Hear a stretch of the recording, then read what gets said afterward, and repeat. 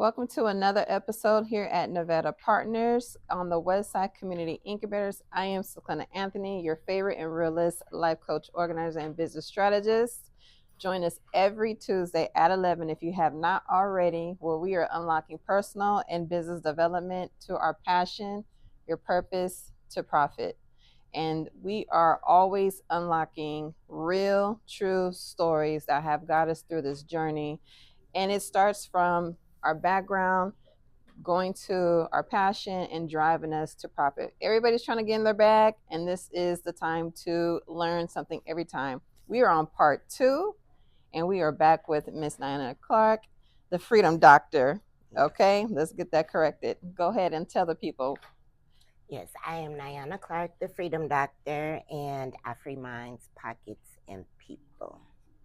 And we had our first episode last week. If you didn't catch it last Tuesday, and we were really just scraping the surface. There was just so many layers and layers of this topic. We were talking about incarceration, the freedom of them wrongfully accused, childhood, the family, how we can make things better, tips, and just all kinds of resources and things like that. So here we are again. So let's go into, I want to take the people back. So even though your followers know you, we want to get everybody to know you on this platform. What was your childhood like that led you into what you're doing today? I would have to say I was a rebel. I was definitely the black sheep of the family. I was the child that kept my parents definitely on their toes. On the toes, busy. So I was the one that was destined for this.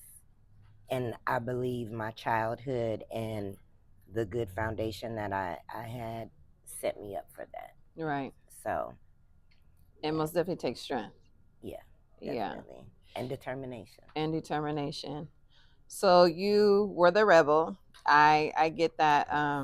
And I think that's where we can connect with that, because when rebel meaning, you stepped on the streets in a different path than most people. So you've seen different things, you experienced different things that led you to what you do now. Yes. And my childhood also is neck and neck with that.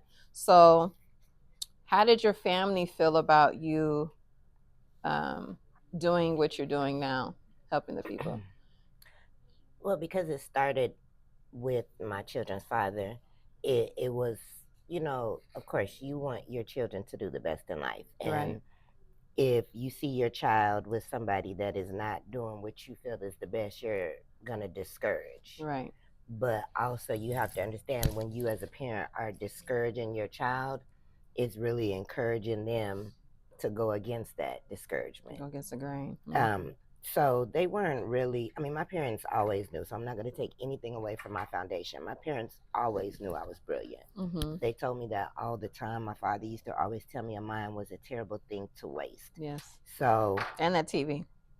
Yeah. That's what my grandma used to tell me. Yeah. So they knew I was smart. So I'm sure they figured somewhere underneath all of this, some greatness would come. So they're very supportive of what I do. And then because this actually happened to their grandson, and they saw their grandson go through this terrible, unjust, unfair, just terrible system. Yeah. And they saw it up close and personal, I think it also made them kind of change a little bit of their viewpoints, right. That everybody that is in the system is not bad. Everybody that gets caught up in this is not as culpable as they try to make you out to be. So it showed my parents a different perspective, a different side of things too. Right. So I can most definitely identify with that. For the women who are incarcerated, which is what we kind of want to touch on this today, yes. Being a woman or being a young girl at a teenager at that time, running the streets as well, that molded me and shaped me to do the things that I did then, and to what led me to do the things that I do now. Mm-hmm. But that was another aha moment that I had, even though I was around a lot of gang affiliated, a lot of drugs, a lot of just everything that you can name on the streets. I knew that I was destined for more. No matter what, something in the back is like, girl, you know you got too much smart for you, which we call it street smart. And then now it's like, how can you transfer the street smart to office? So we want to go back and say the women who also have that mentality that, hey, I know I'm better than this. And then sometimes they get caught up with, situations, relationships that ended them, or personal that end them back into jail. So we want to help them change their perspective. So the women that you meet, what are normally their childhood stories that they have? So some of the women that I have met have had good childhood. Mm, They have had mothers and fathers. And it kind of touches back on what you say. Sometimes the good girls go to the different side and they explore and they see what's on the other side, because I already know what's over here. right. But if I go over here and I see the exciting and the fast money and the fast life, if you've lived a different lifestyle, you're going to cross over. Mm-hmm. So a lot of it is we come from good foundations. So that kind of already puts the difference between us and someone that comes from that neighborhood. Yeah. We have the good foundation. We may have the stable home, but we have the best of both worlds. We go to school, we do the right thing, quote unquote, but we also know how to maneuver through the streets. Right.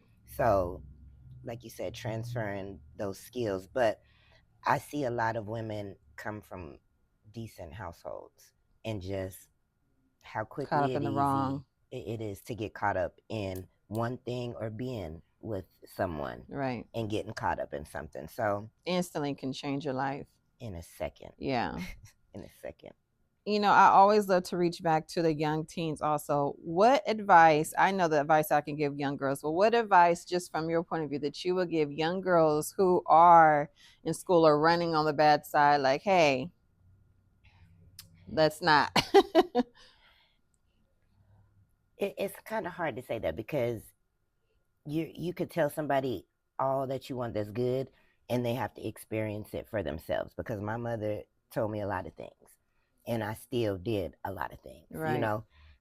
One thing I would tell for a young girl is, and this might sound a little off, but don't just fall in love with the first person you I meet. agree. Mm-hmm. Date them all. And I say date them all. You don't have to do, You're right. something with all of them, but date them all, because the first person is not always the best person. Yeah. You know. Experience. And then always remember where you come from. Never try to act like you are something that you're not. Yeah. Because people respect the authenticity. And a lot of people from the streets, they respect us, that we come from good stability, good households, mothers and fathers. They Yeah. actually respect that. Well, they wish they had that. Yeah. I remember going to school, especially raising three girls right now. I'm trying to keep them on track from what I've experienced, what my mother experienced, what our whole generation passed down experience is just things that I don't want them to see, but things that, they've already experienced. And it is a catch-22 to try to tell somebody what they should and shouldn't do. Because I was, laced up with game all the time too. And I still went and got the experience myself. So it is something that's hard. I think just keeping them focused. Sports, I wish, like, if I was thought about me, I wish I was, more into sports, more of something that I had to do. I had just my great grandmother raising me. So I was kind of like free to do whatever I wanted to do. She kept the food, she kept the roof.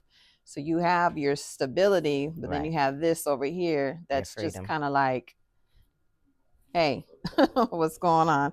So yeah, so try to start from the bottom as they build to the top, because we all end up from young girls to a woman that end up in these situations that we're trying to prevent from them, and then now we're trying to get them out.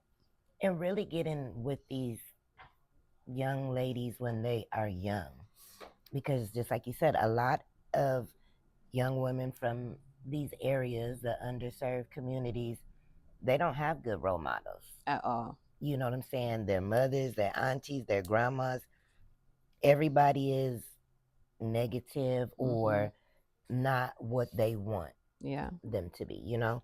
So you don't have anything within your own household to see that's good. Yeah. So then you venture off, and that's why some people, and whether it's a good household or bad household, people like to venture off. But Mm-hmm. more so when you don't have what you need in that house, you go looking for it. Yeah. And sometimes you find it, sometimes you don't, Yeah. you know.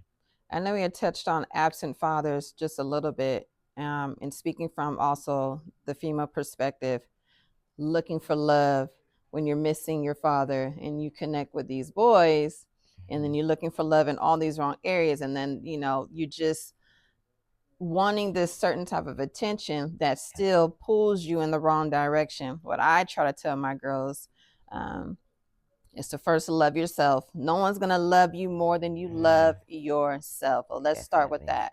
that. And then I didn't know anything about words of affirmation, so I gotta teach them what words of affirmation means. There's so many different things that I didn't know that I try to tell them now, to just love themselves, so they won't have to go out and love them. And then one thing that also was missing from my family was we didn't say I love you.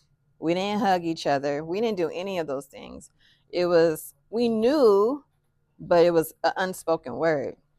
So that's what I try to do with them now. Hug each other, because it's Yes. three. Hug your sisters, love your sisters. We love on each other. We say I love you. And I can see the Different. difficult, Oh, it's difficult for them. really? And it was difficult for me. Mm. So I know a lot of women that I meet that are incarcerated are missing that love that they were also looking for. And I definitely, and I was going to say the difference that it made, but that's something we always grew up on. Even being older, you know, I get off the phone with my mother, love you, love you. You know what I'm saying? We see my parents, we hug them, we kiss them. And they're It's still together, you said, right? hmm Mm-hmm. hmm Right. So, even my boys, when they see my father, my mother, it's so affectionate. When Mm-hmm. I see my boys, and I don't say boys because they're actually grown men, 27 and 22. But when I see them, I hug them, I kiss on them, I love Yeah. on them. Um, they tell me they love me. So I think that some things are passed down that are good, and some things have to be unlearned and then, like we talked about, You're right. relearned. Yeah. You know. Yeah. Because So. my father's side showed a different side. If I didn't have those visits with my father's side, I seen a different. My grandpa and my grandmother were still alive and they were still together Hmm. with all those children. So I was able to kind of get pieces of everything and kind of put them together Hmm. wherever they belong. I had to Right. put, and that's the thing, and that's life. You have this puzzle and it's like dumping it out on the table and it's like, put that Trying to put together. it together. And you're trying to find all these little pieces and every piece has something on it and you're trying to put it together. The hard part, and this is why you should always get a coach, is true when you don't know how to put that puzzle together. Hmm. You're trying to put these pieces together. Sometimes they don't fit, sometimes they do. um, you help women put pieces of their life together with your business, right? Yes. You want to talk about that? Yes. So I believe every woman should not only be independent, and this is a story my mother used to tell me a long time ago about being independent as a woman. She would say, you always have to have your own money. Even if you have a husband, even if you have a significant other, you always have your own money. So you can have your money together, but you have your money separate. Reason being is that if you ever need to leave this man, you can't wake this man up at night and ask him for money to leave. So that kind of, did something to me. So I was Mm-hmm. always very, very independent, sometimes too independent. Um, but I would definitely teach the ladies independence, Mm-hmm. not having to need anybody or ever feel like you have to do something for something, Right. you know, because I don't like being nice just to get something that I could do myself. Exactly. You know what I'm saying? So I definitely want to teach the ladies independence. Financial literacy. Every woman should be financially literate. They Yeah. should be able to know about the bank account because back in the day, the men took care of everything and the women stayed at home and took care of the children and the house and all that stuff. But they need to know how money works, how Yeah. money moves, how to pay bills, how to be self Self-efficient. sufficient. Exactly. Mm-hmm. Um, Credit. Every woman deserves good credit. Good credit Yes. looks like you, good credit looks like me. So every woman should have excellent credit. So they can leverage their credit for whatever endeavors, whether it's personal or business. Right. So those are the things that I'm really big on. Yeah. And mama may have, papa may have, but God bless the child that has his own. So Right. a woman just being able to take care of herself along with her children is a beautiful thing. Absolutely. So. Yeah. Gems. So really trying to put all the pieces together with some assistance, trying to do it on your own. When you don't have this type of knowledge and resources, I'm guilty of it too. I'm trying to put the pieces together, as I said, but you don't know the pieces that you need to put together. Get somebody who has done it already, been there, and can take you through. Of course, you want to mesh, and all those good things, but try to find somebody, of course, that you can trust, which is why we're here. And help that they're going to help you, take you on your journey. Yes. You have to find somebody who has done it already before you. You will be spinning your wheels for a very long time. I call it the hamster wheel, where you're just going and going and going and going and going. You wonder why you're tired. Insanity. Yeah. Just doing the same thing, expecting a different result. And you already have your children or not. You're just burnt out. So save yourself some time, get your coins together, and find out your passion, again, your purpose, and change it into your profit so you can be independent and not have to worry about anyone else and take care of your family. As a woman, well, these are the certain things that keep us from actually making these big steps. One I know is confidence, self-worthiness. At any point in time as a woman, did you feel any of those things of lesser value or any stumbling blocks for you to build your business? Definitely. Imposter syndrome. There's a lot of things that when you put yourself on a pedestal and you hold yourself to higher standards, then you always strive for that, which is definitely not healthy, because done is better than perfect, because perfect never gets done. Right. So, yes, those are things that I try not to do. Yeah. Yeah. I know my challenge, one of my biggest challenges, and I know for a fact for the women that I met, and I talk about this pretty frequent, is being violated at a young age as a woman, from teenage, from childhood, and just feeling like you don't have a voice anymore. So it goes along with confidence again. It goes around with self-worthiness. You don't feel like you have that power within you. Your voice was taken away at one point in time, and you need that voice back. I always say gain the voice back, because you always had it. You just lost it on this journey. And how to get women to get this back, you need your voice. You have a voice. You got to have your voice. At any point in time, did you feel like you didn't have a voice as a woman through your journey? Business or personal? I'm sure, yes. Not because I was ever violated or anything to that manner, but definitely because of probably limitations and things I have put on myself, and confidence and worthiness and lack of all of that, and having a strong team, like you said, having a coach, having a strong team, a strong support system in anything, personal or business, is so important. Yeah.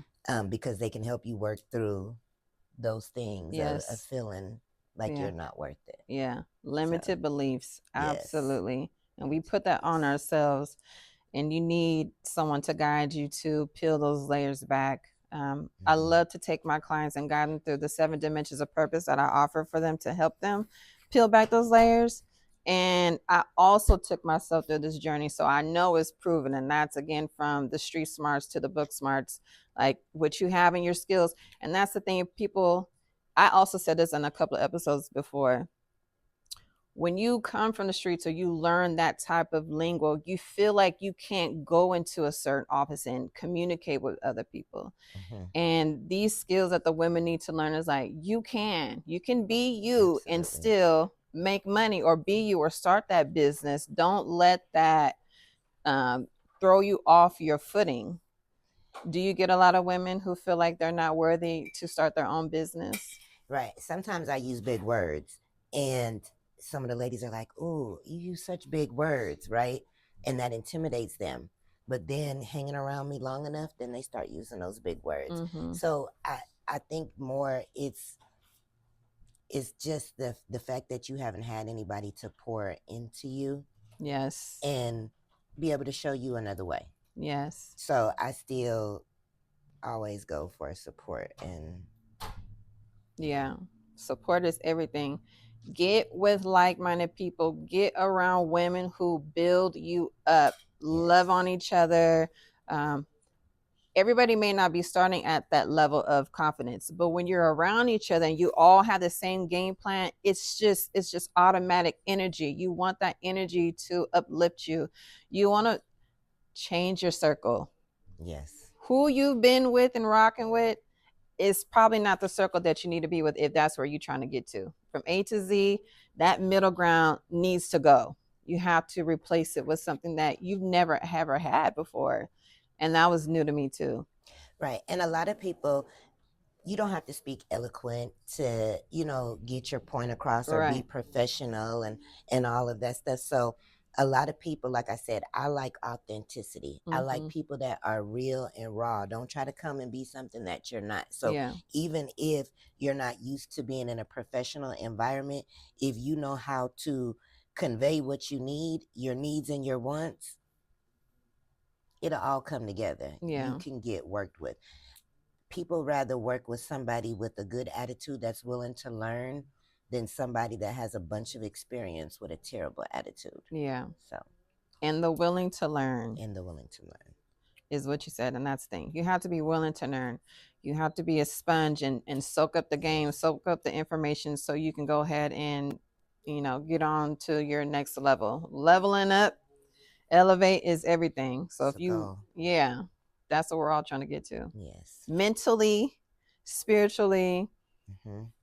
Physically. financially, Yeah. Emotionally. yeah, all Everything. that, Yes. Yes, absolutely. Um, Boundaries. A lot of women who are incarcerated or didn't know how to set boundaries. That's a big thing that I'm always geared upon is you got to set boundaries. Again, Yep. that's also changing your circle, changing your environment, Yes. um, and creating these boundaries. Did you ever have to do anything of boundary cutting when you're forming your business or getting ready to form your business? So the ladies that I'm currently helping from the prison have been phenomenal, right? And I think because of their situation, because they're right now incarcerated, they understand boundaries. So when they call me, they're like, "Nah, are you busy?" And I'm thinking like, "Girl, I'm here for you." You know Mm-hmm. what I'm saying? Like, so I think they're teaching me different boundaries. Like, just because we're locked up doesn't mean we take away from whatever you have going on. We still need to make sure you're available and able to assist us. So So you like a 24-hour hotline? I am. Well, that's like the bonds. I They're am. they're 24 hours, I am because but in that's in your field, hmm and so anything can happen. I mean, it goes with you. if you Hmm. look at the streets, everything what they say after midnight or after dark is when most The things action. happen, right? Yeah. So people call me and I make it my business if I can, to answer, but I also know about give and take.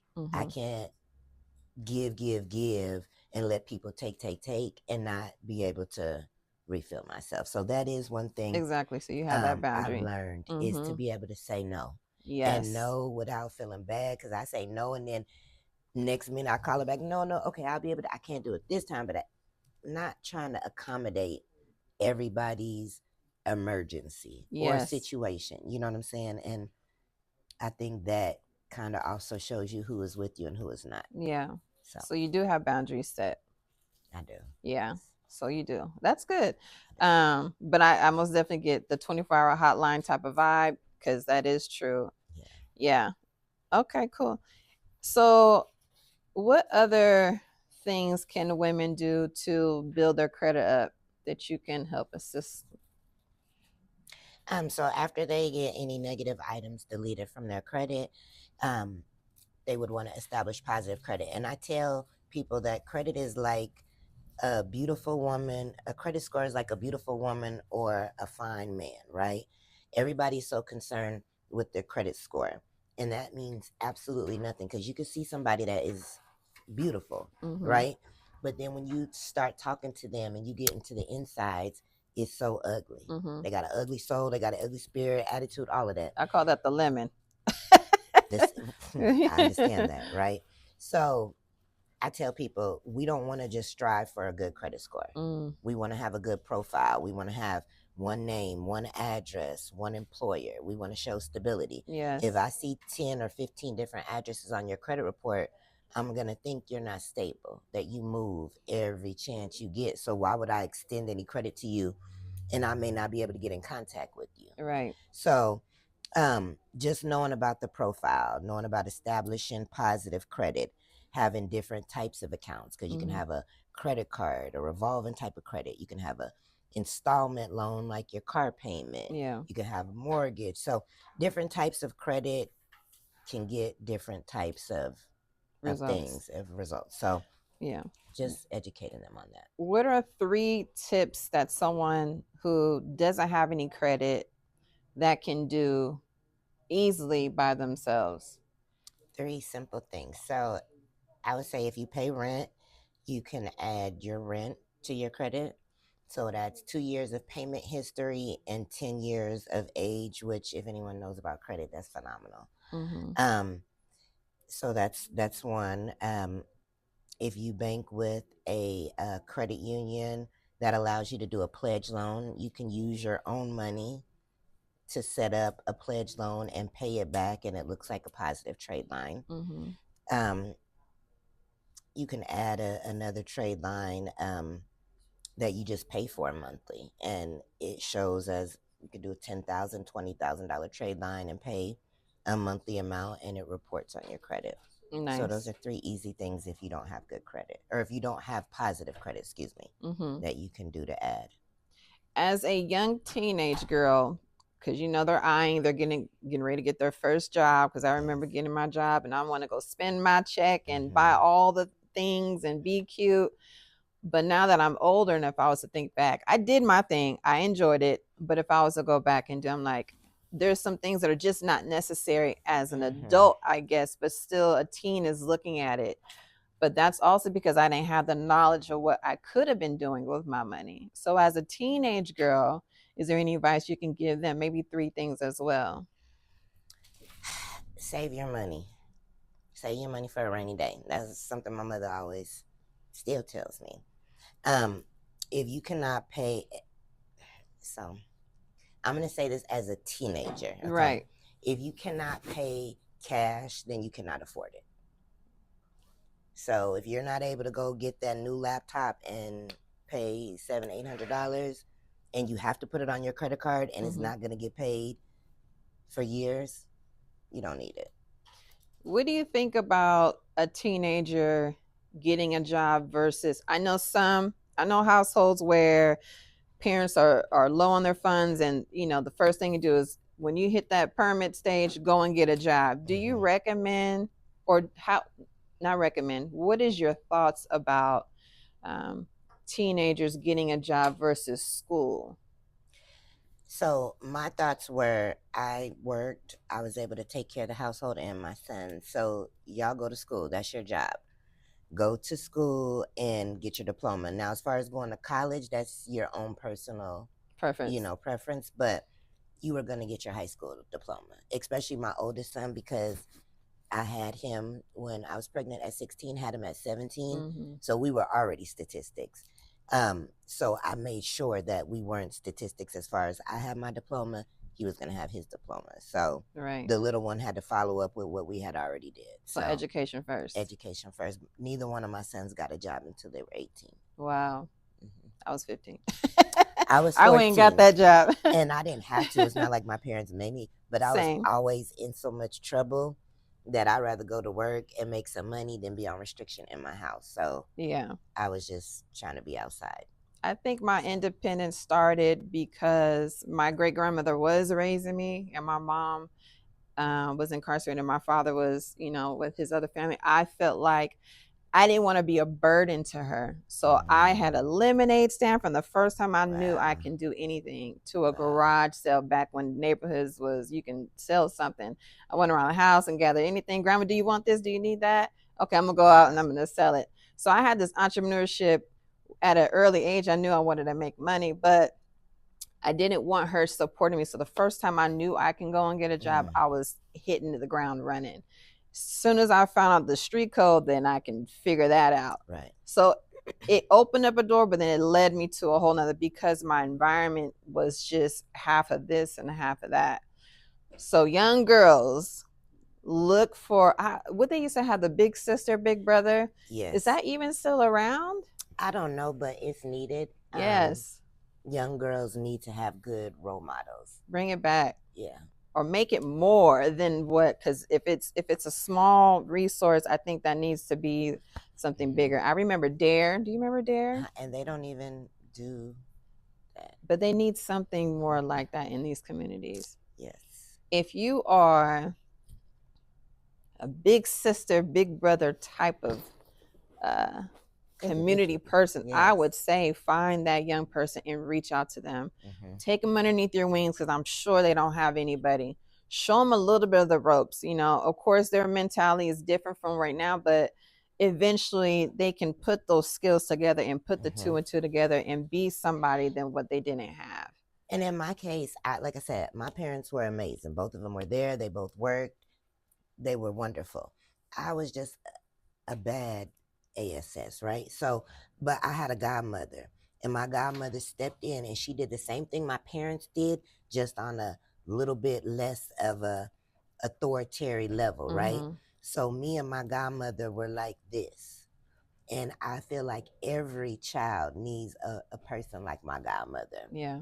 That can love on you, nurture you, but sometimes we take things different when it's not from our parents. Exactly. You know what I'm saying? So she still taught me everything that my parents would have taught me, but it was just coming from her. Exactly. She was younger, she was more hip. So I listened to her a lot more. And she's the reason why I got my diploma, because I didn't care about my diploma. My parents already thought that I wasn't going to get my diploma because I was a high school mother. So they figured that I was going to drop out and become a statistic. But I lived with my godmother at the time. And she was like, God, baby, you are going to walk across the stage. And I'm like, I don't care about any of that. Yeah. I just know I have my diploma, which everybody said I couldn't get. But walking across the stage wasn't even anything that I wanted to do. Right. But she is the one who went and got my cap and gown, ironed it up for me, and took me to my graduation. So I love that. Everybody needs somebody like that. Yes. That's so funny because I almost didn't walk the stage either.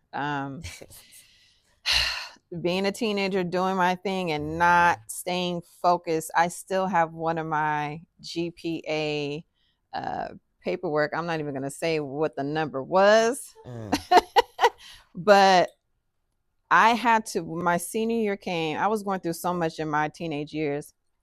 When my senior year came, my grandma always told us, just get your diploma, because that's all they knew. My grandma was born in 1915. She was just like, just get your diploma, just walk the stage. If you can just do that. And none of the other children did it. So I busted my butt my senior year. I did everything that I could to make sure my grandmother seen me walk that stage. And I did. And I walked the stage. Get at least that. Get your diploma. I know college has changed.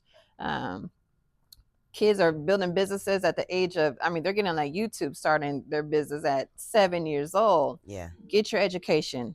At least get that. Walk with that, and then let the rest lead you in another way. And just real quick, let me touch on that. There's a lot of things that people in life can take from you. Your mind, your education, your experience. That's something that no one, no matter how bad they break you down, they still can never take what you know. Right. So being able to have at least that foundation, I'm not an advocate of going to college. That's not what I'm going to tell somebody. And if my children were younger, I probably would have pulled them out of school at a whole, I probably wouldn't have preached, get a diploma, do all of that. But okay, bare minimum, get your diploma. But college and all of that, be all that you can be in whatever it is that you want to do. But it doesn't have to be what they call the American dream. Yeah. So find your passion. Yes. I agree. I'm big on trade. So I think your trade will kind of counteract to passion. Find that trade, but that trade should be your passion. And when you start to get these experiences and these notches under your belt is what I call it, you'll end up, your purpose will automatically align with it. Guarantee. You can't, because it's your divine. That's where you're supposed to be. So find your passion, get the trade in it, and just slowly just keep living life to the fullest. And to the fullest is not always material things. And I think that's what the world is getting caught up in, this material stuff and how to be fancy. And that's all good and dandy if that's what you prefer. But there's so much more to life than just that. Helping each other. You know, they always say when you're helping someone, you're loving on someone, that gives you so much joy more than anything. So find joy and happiness in something like that and let your purpose lead you the way.